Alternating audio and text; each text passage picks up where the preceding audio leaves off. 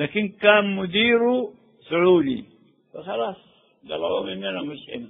لكن الظاهرة الجميلة، اللجنة المجرمة دي كتبت عننا أحسن تقرير، قالت أحسن حساب منضبط في العالم الهيئة دي. أيوة، لو كان حسابات الحكومة مضبوطة كده ما يكون فيها اختلافات أبدا.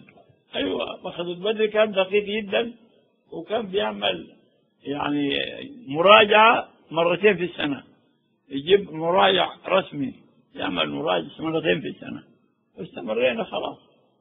راح المركز الإسلامي فات وبقى حكاية حكومة وكده، وبقينا قاعدين مع النمير. النمير كان مضايقنا مضايقة شديدة، نحن كأنصار سنة ما كان عندنا مجال، نشاطنا محدود، معاهدنا تعبانة، نكتب لمسجد سنتين ما يدونا تصديق بالشكل ده. فشهدنا لغاية ما النمير انتهى، وجاءت الديمقراطية الخامسة دي نحن ما حضرناها، كنا في الغرب في الحج. النمير لما انصدر هاي. قبل ما نخش في ابريل، النمير كان اعتقلكم كم مرة؟ كثير يعني، فلانك تحكي لنا عن الاعتقالات والسجون والنظام والناس اللي جوا. دي حاجات انا ما تعرضت لها، لكن النميري انقلابه كان يوم احد، يوم السبت هو يوم الاحد السبت الجاي انا في الحراسة اقل من اسبوع. هاي خطبت الجمعة، وعندنا وفاة في رفاعة من المسجد، نشر رفاعة طوالي ما جيت البيت. هو اتاري بي وراي، طلع امر بإلقاء القبض عليه. انا رحت رفاعة. عبد القادر كان يزباشة في الجيش، كان 3 دبابير مهندس، وكان بقى ضابط في الجيش نقيب. هاي بعدين انا جيت من رفاعة ما فاهم حاجة، عندي طبيب غشيته، طبيب اسنان، قبل ما امشي البيت. وصلت البيت الساعة 11، لقيت البيت مكردم، عسكري بايت قبله لبن النهار. يوم الجمعة بعد الصلاة جه طوال في البيت، يقولني ما في، قالوا رح رفاعة. هاي ثاني يوم جيت لقيت بيتي مفرتك كله، فتشه كله. لكن ولدي شيطان النغيب ده قال لي فتح حلة، قال لي بدي ما فتشتوها. لقيت يا ناس مالكم، قالوا احنا من امبارح ما فتشين. حس العسكري واقف برا، طلعت له طوالي، والله المويه في وجهي ما شربتها. ساقني وداني للبوليس الاوسط عند درمان. لكن لقيت شاب مهذب، الضابط شاب مهذب، صديق لأحد من أولادي، جاب لي كرسي قعدني في طرابيزته وقال لي أنت عارف نفسك معتقل؟ قلت له أي، لكن ما أعرف السبب شنو؟ قال لي أنت خطبت الجمعة؟ أيوه خطبت الجمعة. مكتوبة ولا ارتجالا؟ قلت له ارتجالا. ارتجالا عشان تهيج الناس. قلت له هل هاجوا؟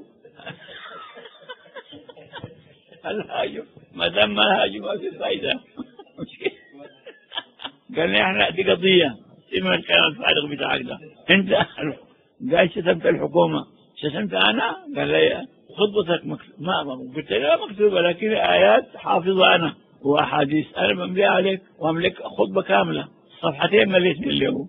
قال لي قال لي لك كان جو هنا ما في. قلت قالوا شنو؟ قالوا انت تعمل الشريعة الاسلامية، انا بعمله كلام مضمن، لكن قالوا قلت لي عن بالحكومة. قلت له دي انا لا بعرفها. المنبر عندنا لا يصلح للعن، ما في لعن. الرسول يقول ما بعثت فحاشا ولا لعانا. لما هو انضرب الرسول وجبهته يعني جابت الدم كده، وكان بيقول لا يفرح قوما شقوا رأس الرسول، قال هل لا دعوت عليهم؟ قال لا، ما بعثت فحاشا ولا لعانا، اللهم أمتي فإنهم لا يعلمون. أيوة طوالي. قال لي خلاص عندك شاهد ما قلته؟ كان عندي المسجد ده، قلت له فاضيه جوا 500 متر، مليان، فيه 6 أبواب، فيه مقصورة فيها 60 مرة، مقصورة فوق فيها 60 مرة، دي كلهم شهود.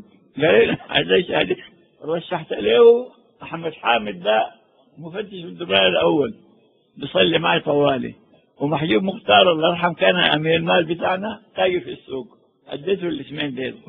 وداني ما وداني مع المنتظرين، وداني في أوضة التلفون، عنده عسكري عنده كبانية برا مكتب، لكن فرشت جاب لي فراشي من البيت فرشته، وكنت بقرا جريدة الشيوعيين، كان عندهم جريدة يومية. أيوة قعدت أقرا وأنوم، والله نمت نوم شبعت نوم تمام تعبان. أقرا، لكن اللي خذلني وخذاني أهلي من رفاعة، راحوا هناك هجموا على بيوتنا في رفاعة يفتشوا علي، عندي عمر لي والحقيقة عبيدنا، لكن بالنسبة لنا عم. هاي مرحوم دجا ومعه عماتي اثنين، ابكي يا مرحوم مالك؟ قال لي جونا بنادق بأبو 10. أبو 10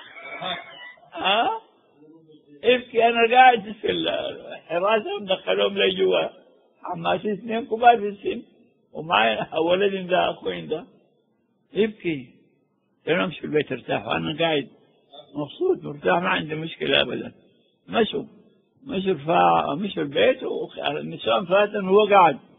أنا قبضوني يوم السبت، يوم الأحد بالليل ناداني الكومندان سعود مدني بتاع الأوسط اسمه إبراهيم، رجل راسه شايب، قال لي يا عم فلان والله احنا مبسوطين جدا، لكن معذرة إجراءاتنا لئيمة وصعبة ما تنزعج. قلت له لا والله ما بينزعج وأنا عجباني إجراءاتكم دي ما مدرسة.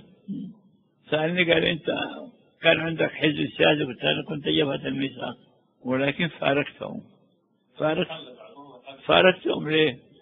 قال لي لأنه أدوا المرأة صلاحية تبقى نائبة في البرلمان وتصوت للرجال. قال لي خلاص ما في حاجة.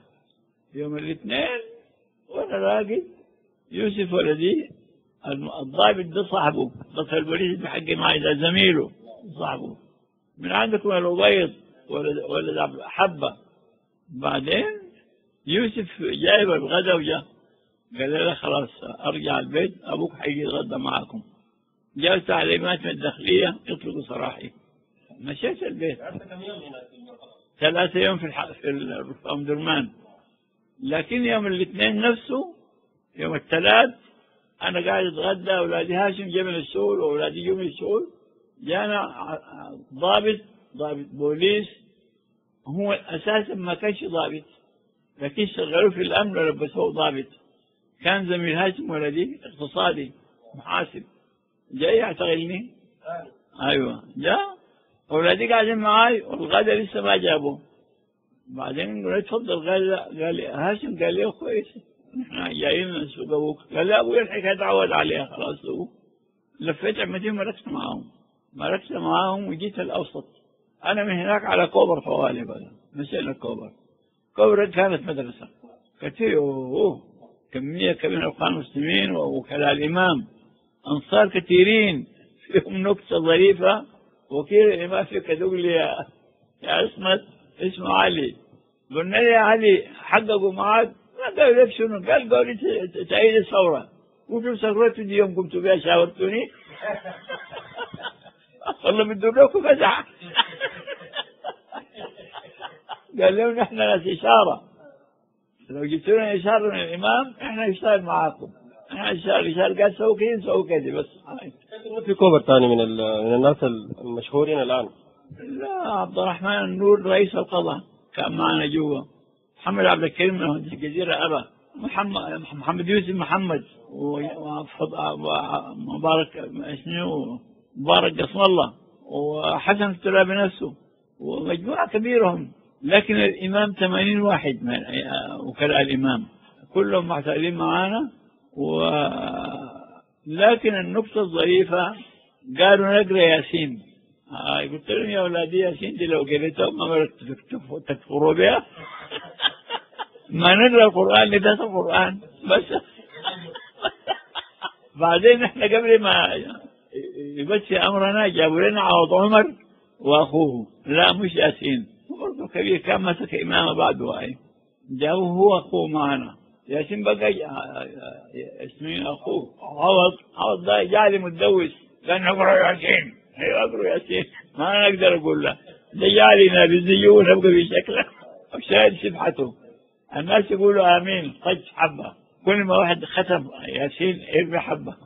بكرة الساعة 11 كان فاروق حمد الله وزير الداخلية قال يجيبوا عوض عمر وأخوه، جانا خبر قالوا فكوهم رسلوا لشنطة، بات ليلة واحدة بس.